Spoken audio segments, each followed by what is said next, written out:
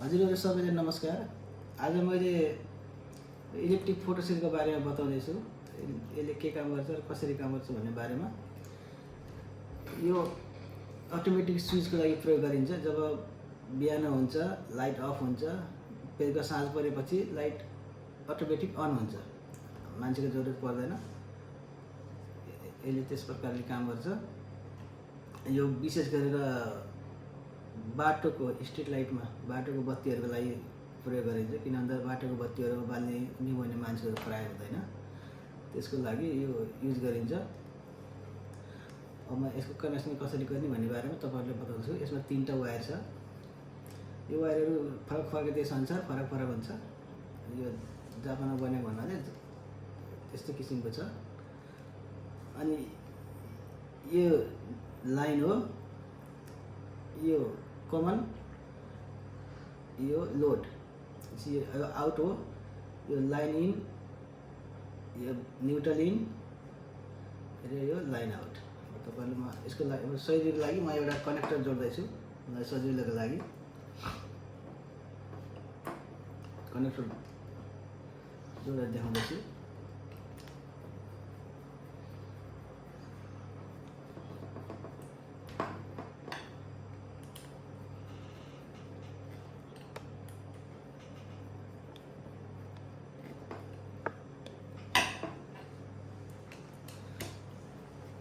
हजुरहरु मेरो च्यानलमा नयाँ हुनुहुन्छ भने कृपया लाइक, शेयर अनि सब्स्क्राइब गरिदिनु होला। सबैसँग पुर्याइदिनु होला र कमेन्ट गर्नु होला।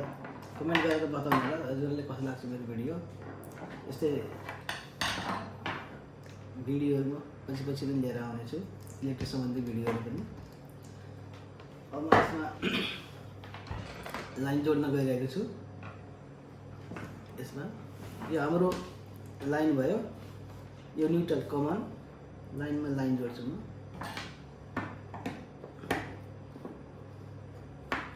यो लाइन भयो, यो कमनसँग बत्तीको एउटा कमन पनि जोड्दैछु मैले। बत्तीको पनि एउटा कमन छ, यो पनि यससँग जोड्दैछु। यो न्यूट्रल भयो, कमन न्यूट्रल।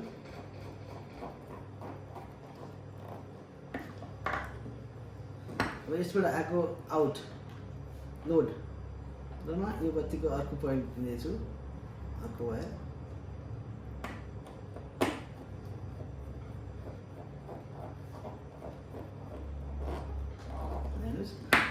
हामीहरूले यो लाइट भयो, यो मेन लाइन त्यहाँबाट आएछ। यो लाइन, यो न्यूट्रल अथवा कमन, यो आउट, यो बत्ती हो। अब जोडेपछि यसले काम गर्नलाई 2-4 सेकेन्ड लाग्छ, त्यसपछि काम गर्छ। अहिले यसले काम गरेको छैन, यो स्ट्यान्ड बाईमा छ। एकछिनमा काम गर्छ, यसले अफ हुन्छ। अब अफ भयो। अब यो सिस्टमले काम गर्न सुरु गर्यो। जस्तै अब रात परेपछि कसरी काम गर्छ भने म यसलाई छोपिदिन्छु भनेको रात पर्छ, यसलाई छोपिदिएँ। छोप्दा फेरि अब बत्ती बल्छ 2-4 सेकेन्डमा। बत्ती बल्यो, बिहान भएपछि उज्यालो हुन्छ। उज्यालो भएपछि बत्ती निभ्छ। बत्ती निभ्यो, फेरि पनि देखाउँछु।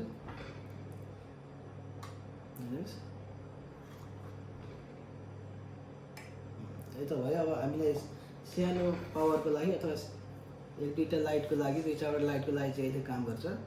हामीले जस्तै रोडको बत्तीहरू, ठुल्ठुलो पोल्ट्री फार्महरू, त्यसको कम्पाउन्डको बत्तीहरू बाल्नको लागि त हामीलाई ठुलो पावर चाहियो। ठुलो पावरको लागि हामीले यसबाट कनेक्टर जोड्नुपर्छ। कनेक्टर जोड्छु, मसँग कनेक्टर पनि छ, यहाँ कनेक्टर पनि छ। अब यो कनेक्टर कसरी वायरिङ गर्ने भन्ने बारेमा म तपाईँलाई बताउँछु। सबभन्दा पहिले लाइटको वायर निकाल्छु। लाइटको वायर निकाल्न हामीले पहिला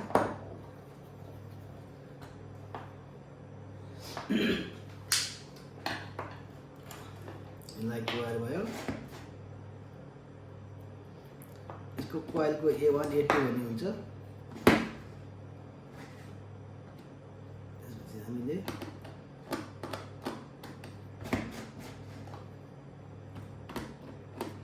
कन्ट्याक्टरको 2टा पोल जस्तै कन्ट्याक्टरमा इन हुन्छ आउट हुन्छ यस्तो हामीले आउटमा अब लाइटको दिन्छौँ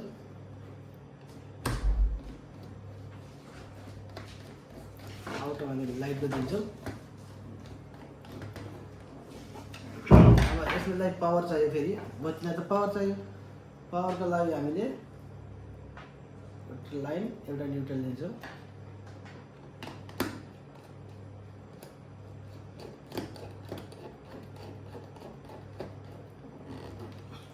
यो लाइन गएर यो लाइनसँग जोड्छौँ हामीले जुन हामीले फोटोसमा जोडिएको लाइन थियो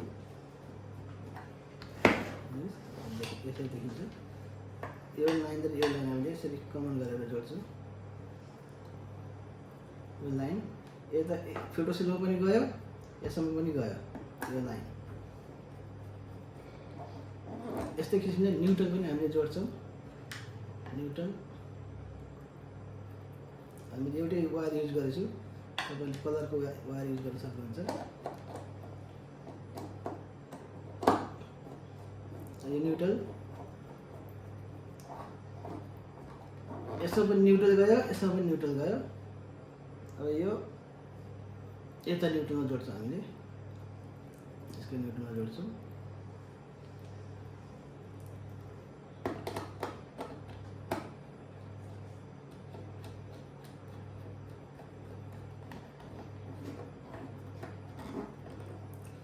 यो त भयो यसको वायर अब यसमा अब यसले काम गर्नु पर्यो अनि त्यसले काम गर्दैन यसको लागि हामीले यसबाट आउट भएको यसबाट जुन आउट भएको छ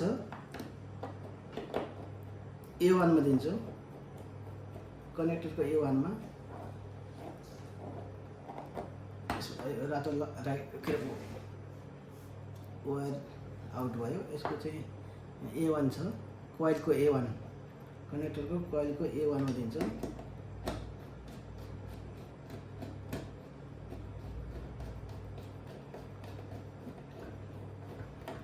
यो त लाइन गयो अब फेरि कनेक्टरलाई न्युट्रल चाहियो कनेक्टर र न्युट्रलको लागि हामीले कुनै पनि एउटा न्युट्रलको लुपिङबाट न्युट्रल दिन सक्छौँ न्युट्रल यहाँ आइसकेको छ पहिले म यसैबाट दिन्छु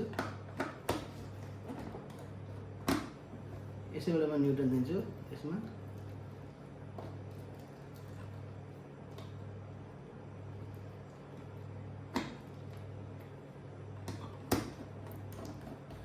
न्युट्रल हामीले A2 मा दिन्छौँ अब यसैबाट A2 मा दिन्छौँ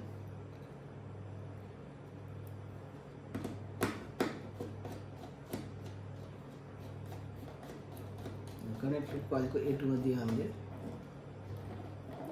यसको कनेक्सन वायरिङ पुरा भयो हामीले लाइन यसमा दियौँ यसैबाट लाइन यसमा पनि दियौँ यसबाट एउटा न्युट्रल A2 मा दियौँ कोइलको A2 मा यसबाट गएको एउटा यसबाट जुन आउट भएको फेज छ यसलाई हामीले A1 मा दियौँ यति भएपछि यसको कनेक्सन पुरा भयो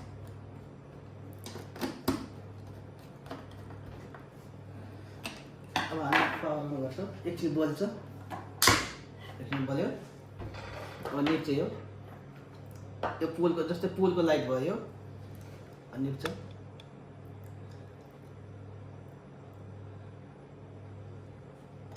यसले सिस्टमले काम गर्यो अब यसलाई जस्तै अब रात पर्छ रात परेपछि यो अन हुन्छ यो अन भएपछि यो बल्छ अथवा स्ट्रिट धेरै लाइटहरू भएको ठाउँमा स्ट्रिट लाइटहरू यसरी यो बल्छ पहिला निकालिदिन्छौँ